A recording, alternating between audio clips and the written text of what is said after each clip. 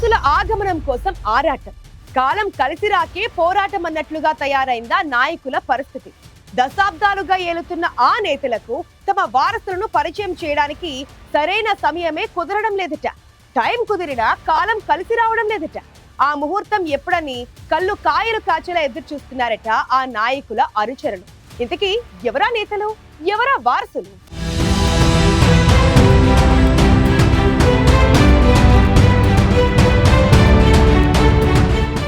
ఉత్తరాంధ్రలో అట్టడుగు స్థాయి నుంచి రాజకీయంగా ఉన్నత శిఖరాలకు ఎదిగిన కొద్ది మందిలో బొత్స సత్యనారాయణ ఒకరు. బొత్స అంటే ఒక బ్రాండ్. తన మాట, తన తీరు, సంచలన రాజకీయ విమర్శలు, తన వారనుకునే వారికి ఆదుకోవడం, అనుకున్నది చేసి చూపించడం, ఇలా అన్ని రకాలుగా తనకంటూ ఒక ముద్ర వేసుకున్న నాయకుడు బొత్స. రాజకీయంగా ఎంత ఎత్తుకు ఎదగాలో అంతా చూసేసినా సొంత జిల్లాలో విజయనగరంలో కానీ, సొంత నియోజకవర్గం చీపురుపల్లిలో కానీ సత్యనారాయణను మన సత్తిబాబే అంటూ అంతా ఎంతో ఆప్యాయంగా పిలుచుకుంటారు. గతంలో పిసిసి అధ్యక్షుడిగా, రాష్ట్ర మంత్రిగా సుదీర్ఘకాలం పనిచేసిన, ప్రస్తుతం విశాఖ స్థానిక సంస్థల ఎమ్మెల్సీగా, మండల ప్రతిపక్ష నేతగా ఉన్న సత్తిబాబు తన కుటుంబీకులకు రాజకీయంగా ఎంతవరకు సపోర్ట్ చేయాలో, వారిని ఏ స్థాయిలో నిలబెట్టాలో అంతా చేసేశారు.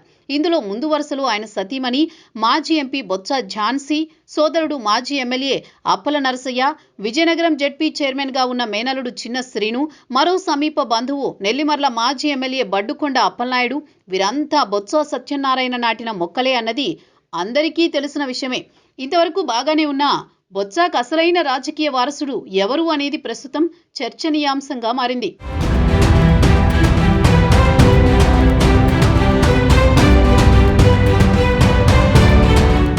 బొత్స ద్వారా రాజకీయాల్లోకి వచ్చిన వారంతా సొంత పరపతి పెంచుకోవాలని చూస్తున్న వారే కావడంతో ఆయన అసలైన వారసుడి ఆగమనం ఎప్పుడనే చర్చ సాగుతోంది. బొత్స కుమారుడు డాక్టర్ సందీప్ ఇప్పటికే పలు సేవా కార్యక్రమాలతో విజయనగరం, విశాఖ ప్రజలకు పరిచయమే అయినా రాజకీయ వేదికలపై, పార్టీ కార్యక్రమాల్లో ఎక్కడా కనిపించిన దాఖలాలు లేవట. మరోపక్క బొత్స సత్యనారాయణ కూడా చాలా అలసిపోయారని, ఇక వారసుడి పరిచయం అనివార్యమని ఆయన అనుచర గణం కూడా సలహా ఇస్తున్నారట. దీంతో బొత్స కూడా ఆ దిశగా వ్యూహరచన చేస్తూ సమయం, సందర్భం కోసం చూస్తున్నారని టాక్.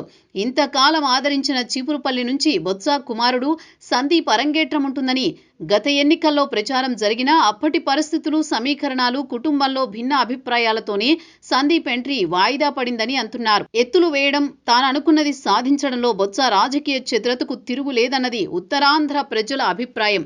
అంతటి పేరు సంపాదించుకున్న ఆయన తన వారసుడి విషయంలో ఎన్ని జాగ్రత్తలు తీసుకుంటారో అర్థం చేసుకోవచ్చు. అంతా అనుకున్నట్టు చీపురుపల్లి నుంచే బొత్స తన వారసుడిని పరిచయం చేస్తే దానికి ముహూర్తం ఎప్పుడనేది అనుచరులకు అంతుపట్టడం లేదు. ముందుగా స్థానిక సంస్థల ఎన్నికలతో పరిచయం చేస్తారా, జెడ్పీటీసీగా నిలబెడతారా అన్న చర్చ కూడా నడుస్తోంది. ఎందుకంటే గతంలో బొత్స సతీమణి ఝాన్సీ, సోదరుడు అప్పల నరసయ్య, మరో బంధువు అప్పలనాయుడు, మేనలుడు చిన్న శ్రీను, ఆయన అనుంగ శిష్యుడైన మాజీ ఎంపీ బెల్లాన చంద్రశేఖర్, వీరంతా ముందుగా జెడ్పీటీసీలుగా చేసిన వారే. మరి ఇప్పుడు ఆయన వారసుడి ఆగమనం కూడా అలానే ఉంటుందా, లేక కొత్త వరవడిలో తీసుకొస్తారా? ఎప్పుడు తీసుకొస్తారనే ఉత్కంఠ ఆయన అనుచరుల్లోనే కాదు, ఉత్తరాంధ్ర ప్రజల్లోనూ కనిపిస్తోంది.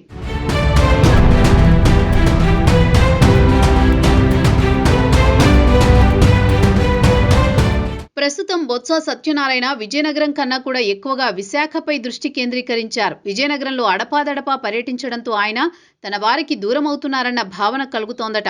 దీంతో ఆ గ్యాప్ ఫిల్ చేయాలంటే ఖచ్చితంగా వారసుడిని రంగంలోకి దించాల్సిందే అంటున్నారు అనుచర గణం. మరోపక్క బొత్స మేనలుడు చిన్న శ్రీను ఇప్పటికే విజయనగరం వైసీపీ అధ్యక్షుడిగా, జెడ్పీ చైర్మన్గా, భీమిలి నియోజకవర్గ ఇన్ఛార్జిగా ఉన్నారు. పలు సందర్భాల్లో బొత్స కుటుంబంతో చిన్న శ్రీనుకి మనస్పర్ధలున్నాయన్న ప్రచారం నడిచింది. దీంతో చిన్న శ్రీను కూడా తన కూతురు సిరి సహస్రాను సేవా కార్యక్రమాల ద్వారా జిల్లా ప్రజలకు పరిచయం చేసేశారు. ఇక రాజకీయ పదవులపై దృష్టి పెట్టడమే తరువాయి. ఈ పరిస్థితుల్లో రాజకీయ చాణక్యుడిగా ఉన్న బొత్స వారసుడి ఎంట్రీకి ఎప్పుడు గ్రీన్ సిగ్నల్ ఇస్తారు, అది ఎక్కడి నుంచి అనేదే ప్రస్తుతం విశాఖ, విజయనగరం జిల్లాలో హాట్ టాపిక్.